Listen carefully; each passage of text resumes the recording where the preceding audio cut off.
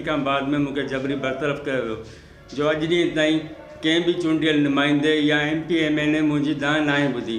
अॼु असां वरी भी मजबूर थी करे प्रेस क्लब दाबेची ते अची पहुता आहियूं। तफसीलात के मुताबिक घारो के मकीन रसूल बख्श जोखियों ने धाबेजी प्रेस क्लब में साफियों से बातचीत करते हुए कहा कि 16 महीने पहले घारों में कायम निजी फैक्ट्री गरीब सन्स ने बगैर किसी वजह से बाअसर अनासर के कहने पर बेरोज़गार कर दिया, जिसकी वजह से फाका कशी पर मजबूर हूँ। मेरे मासूम बच्चों को तालीम भी सख्त मुतासर हो रही है। इसने मज़ीद कहा कि गुज़श्ता 16 महीनों से सरापा एहतियाज हूँ, बाअसर और मुंतखब नुमाइंदों के पास गया हूँ मगर कोई सुनने के लिए तैयार नहीं, और मज़ीद मेरी गुर्बत का मजाक बनाया जा रहा है। निजी कंपनी के एडमिन जामा मंजोखियो ने मुझे कंपनी में बुलवा कर कहा कि आपने जो लेटर कोर्ट में दाखिल किया है, केस दाखिल किया है, उससे हाथ उठा लो, हम आपको 5 लाख बकायजात लेकर देते हैं।